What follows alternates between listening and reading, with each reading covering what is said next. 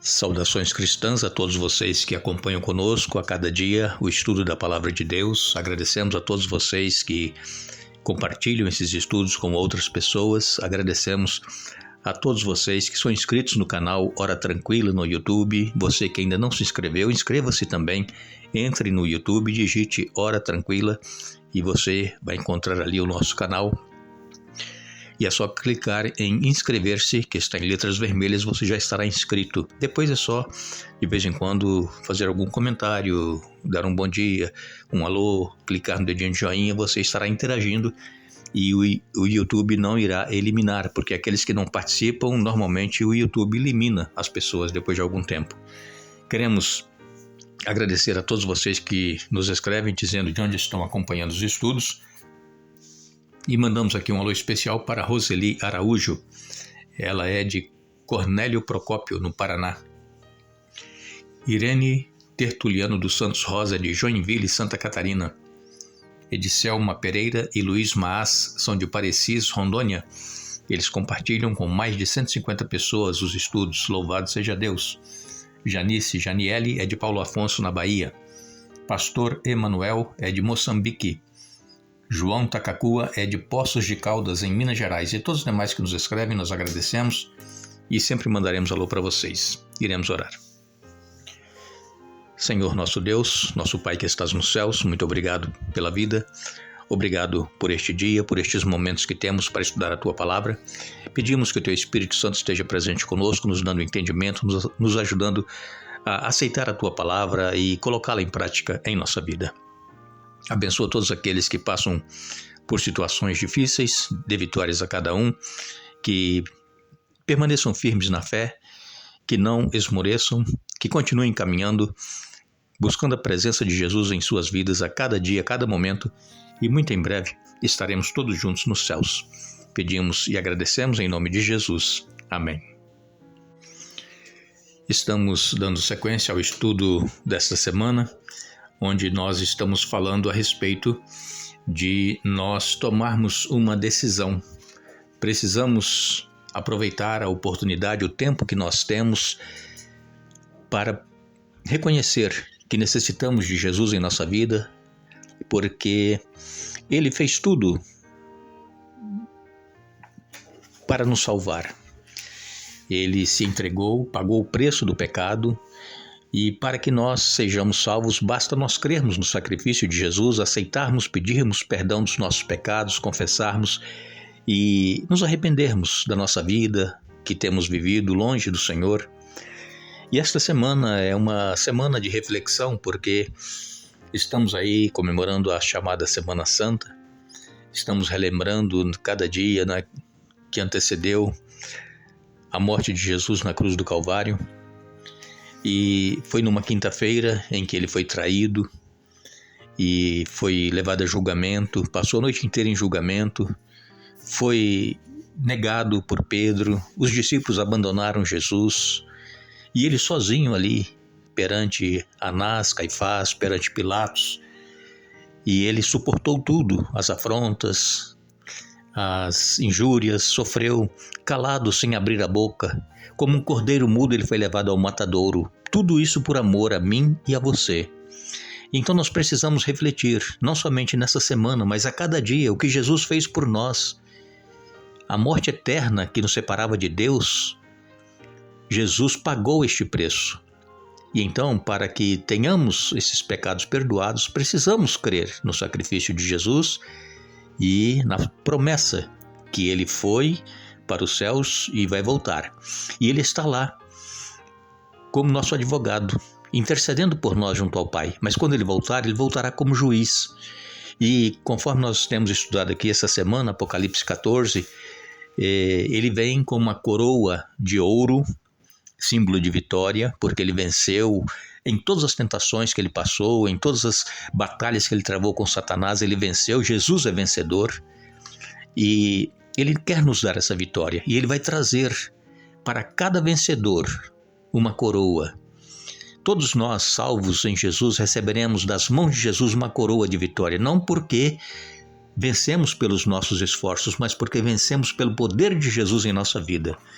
E Infelizmente, muitas pessoas são cristãs, aceitaram a Jesus, mas não vivem em comunhão com Ele. Vivem como viviam antes de aceitar a Jesus. Simplesmente confessam que aceitaram a Jesus, mas na prática a gente vê que a vida não condiz com quem é um cristão.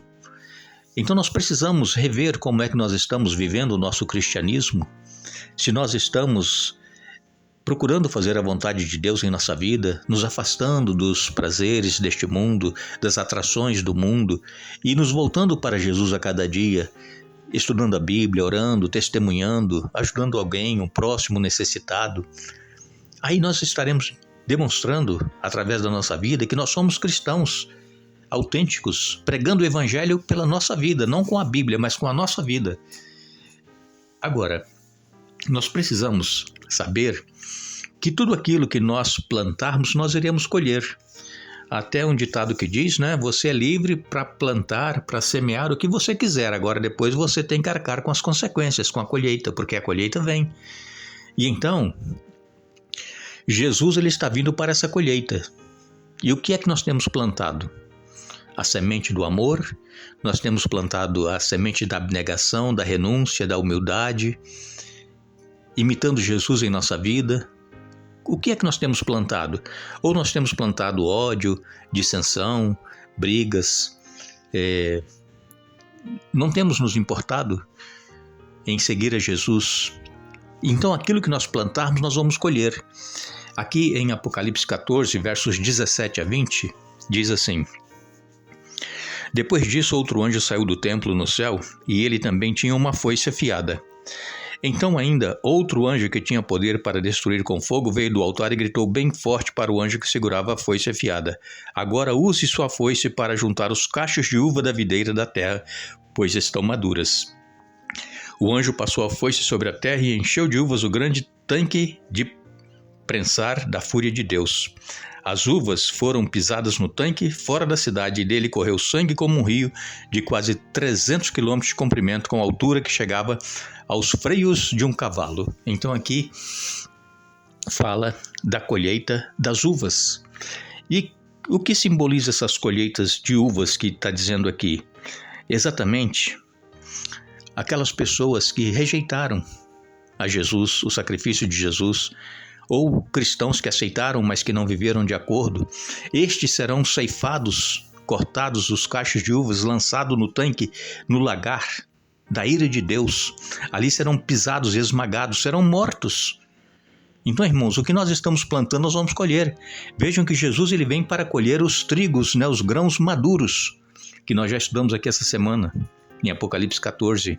Os grãos já estão maduros para a seara, para a colheita. E agora as uvas também estão maduras, quer dizer, tudo chegou ao seu limite. Os que são verdadeiros cristãos continuarão sendo cristãos, os que são puros continuarão sendo puros. Agora, os que eram impuros continuarão sendo impuros. Aí não haverá mais oportunidade.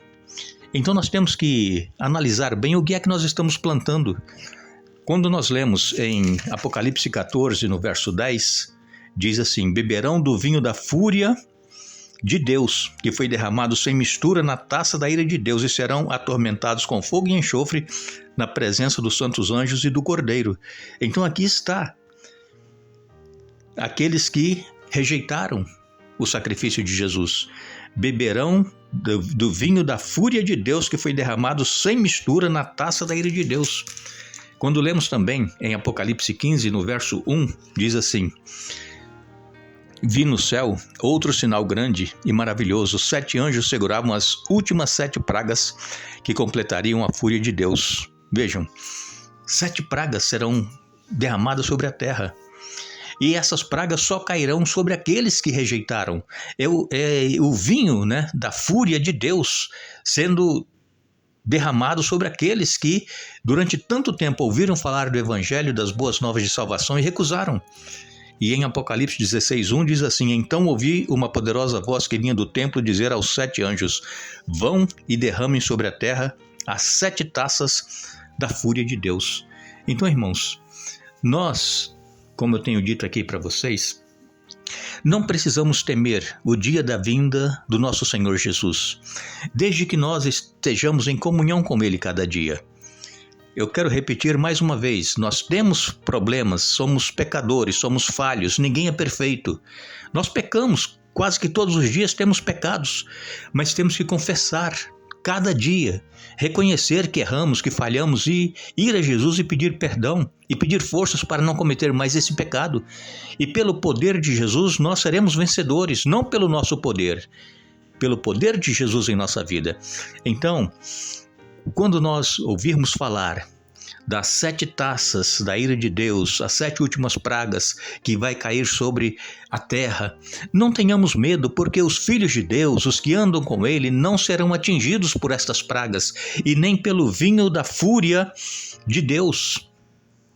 A fúria de Deus é contra os que rejeitam, contra aqueles que um dia aceitaram, mas depois abandonaram a fé, foram viver a sua própria vida, a vida que vivia antes de aceitar a Jesus.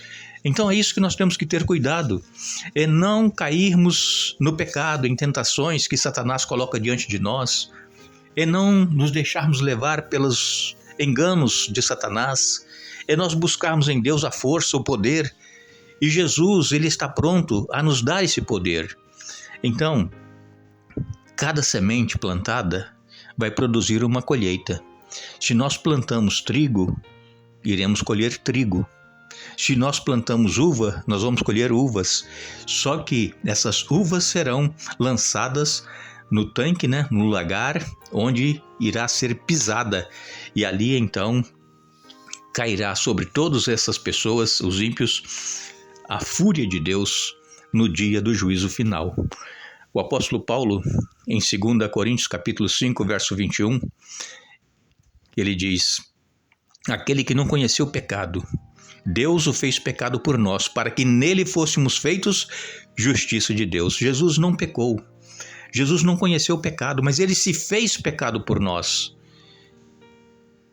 E ele, quando se fez pecado por nós, todos aqueles que aceitam este sacrifício que Jesus fez por nós, serão feitos justiça de Deus.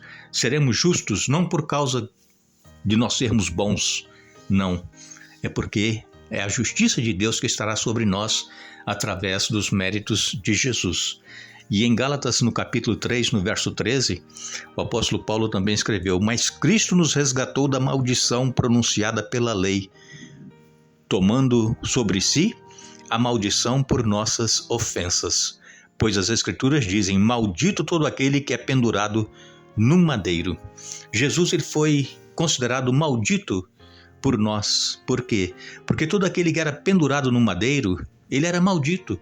Mas Jesus se fez maldição por nós, para nos livrar da condenação da lei. Porque, como nós sabemos, a lei não salva ninguém. A lei simplesmente mostra o caráter de Deus. E através desta lei que todo ser humano vai ser julgado. Quer nós queiramos ou não, quer nós aceitemos ou não, acreditemos ou não, todos nós seremos julgados por esta lei, que é a lei de Deus. Então nós precisamos pedir a Deus forças para podermos andar com Ele, fazer a vontade dEle. E sempre lembrando que a lei, ela não salva ninguém, a lei, ela condena. E então, Jesus nos livrou dessa condenação. Mas precisamos aceitar a Jesus e caminhar com Ele, obedecendo os seus mandamentos, fazendo a sua vontade em nossa vida. E então aqui, em Apocalipse 14, nós encontramos esta mensagem profética urgente para o tempo do fim. Jesus, Ele quer nos salvar. Deus, Ele ama cada ser humano, mas somente aqueles que aceitarem o sacrifício de Jesus é que receberão o perdão dos pecados e receberão também a vida eterna. Que Deus nos abençoe, que Deus nos ajude a estarmos caminhando com Ele cada dia, ouvindo a sua voz, fazendo a sua vontade, e com certeza nós estaremos todos juntos muito em breve nos céus. Agradecemos a todos vocês que estiveram conosco hoje estudando a Bíblia. Retornaremos amanhã para concluirmos o estudo desta semana. Queremos lembrar o que Jesus, Ele nos diz: venho sem demora. guarda o que tens para que ninguém tome a tua coroa. Apocalipse capítulo 3, verso 20. Verso 11, melhor dizendo. Apocalipse 3, verso 11. Que Deus nos abençoe.